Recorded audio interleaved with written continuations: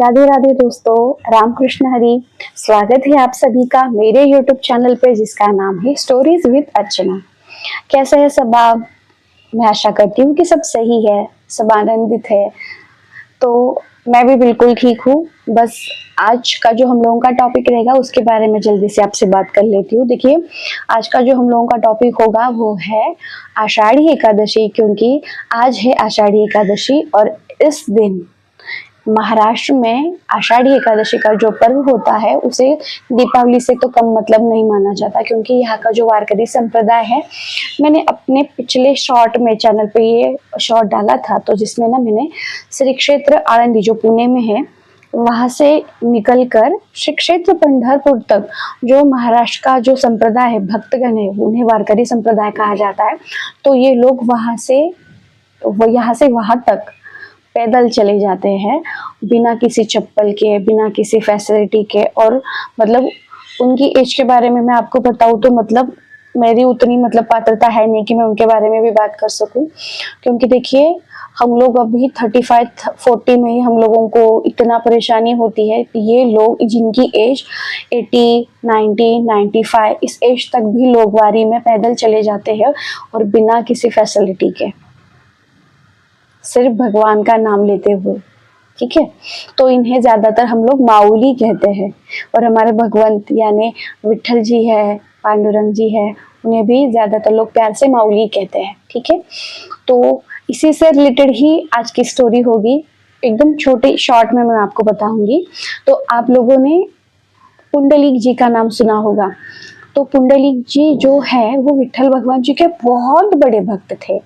तो वो दौर था कि कुछ चीजें ऐसी थी कि पुंडलिक जी के कारण उनके जो माता पिता है वो ज्यादातर परेशान रहा करते थे।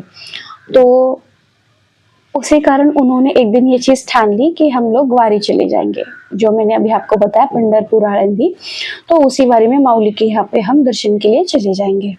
तो पुंडलिक जी और उनकी पत्नी उनके पीछे पीछे चले गए, अपने माता पिता के पीछे पीछे। तो एक जहाँ पर गांव था, वहां पे एक आश्रम था संतों का, तो वहां पे उनके माता पिता ठहर गए। तो उन्हीं के साथ पुंडलिक जी और उनकी पत्नी वहीं पे ठहर गए। तो वहां पे पुंडलिक जी को कुछ ऐसा ज्ञान प्राप्त हुआ कि जिससे उनकी आंखें खुल गई और उनके माता पिता के प्रति उनका जो कर्तव्य है उसका एहसास उन्हें हो गया।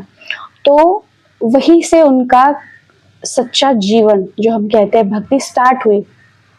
मतलब फिर एक दौर ये आया, एक घटना ऐसी घटी उनके जीवन में जो महाराष्ट्र के इतिहास में लिखित है और आज भी सारे लोग उसे सुनते हैं, अपने छोटे बच्चों को भी बताते हैं।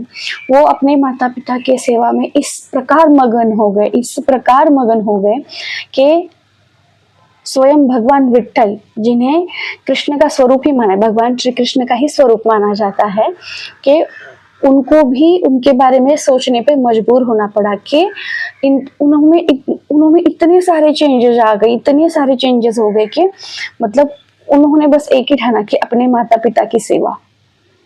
तो एक दिन यही चीज हुई, जैसे अपने घर में वो अपने माता के चरण दबा रहे थे। पुंडलिक जी उनके घर में अपनी माता के चरण दबा रहे थे और उसी क्षण भगवान विठल जी ने ये डिसाइड किया कि यही क्षण है कि जहाँ पे मैं पुंडलिक की परीक्षा लूंगा। तो वो वहां पे भगवान के स्वरूप में ही प्रकट हो गए घर के बाहर, और उन्होंने पुंडलिक जी को आवाज दी, पुंडली करके।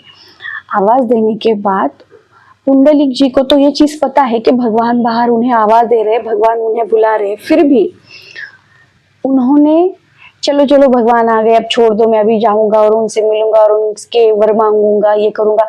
ये चीजें एक क्षण भी उनके दिमाग में नहीं आई। वो इतने रत थे अपनी माता के चरण दबाने में।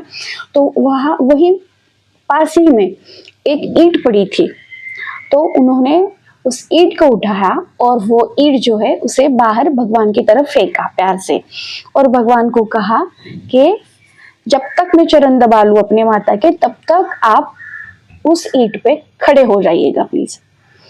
तो भगवान उसी ईंट पे खड़े हो गए और ये हो गया कि उसी क्षण भगवान विठल ने उन्हें उस परीक्षा में पास कर लिया, क्योंकि उन्होंने ये चीज बताई कि अपने माता पिता की सेवा भी भगवान की सेवा के समान ही है।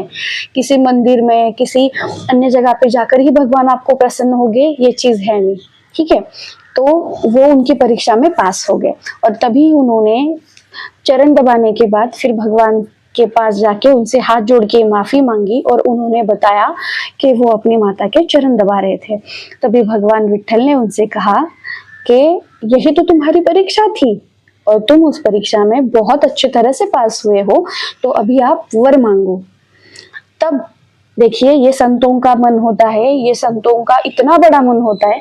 तब उन्होंने कहा, जैसे मुझे ज्ञान प्राप्त हुआ, जैसे मुझे मेरी जिम्मेदारियों का, मेरे कर्तव्यों का, मुझे ये चीज पता चली कि मुझे ये करना है या फिर ये मेरा कर्तव्य है, तो ऐसे ही सभी भक्तों को आपका दर्शन मिले। इसलिए जिस ईंट पे आप अभी खड़े हो, वो उसी ईंट पे आप हमेशा उसी स्वरूप में, यहाँ पे जो भी भक्तजन भाविक आएंगे तो उनको आप कृपया उनको दर्शन देना स्वीकार करें। तभी भगवान ने उन्हें तथास्तु कह दिया। और अब भी आप कभी भी देख सकते हैं, आप गूगल पे भी सर्च कर सकते हैं कि भगवान उसी ईंट पे खड़े हैं।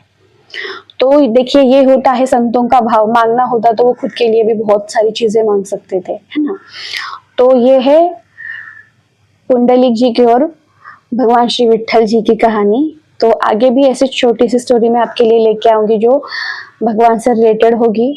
तो प्लीज मेरे चैनल पर बने रहिए और अगर आपको ये स्टोरी, छोटी छोटी स्टोरीज अच्छी लगे तो आप चैनल को सब्सक्राइब कीजिए और लाइक्स कीजिए। राधे राधे, राम कृष्ण हरि।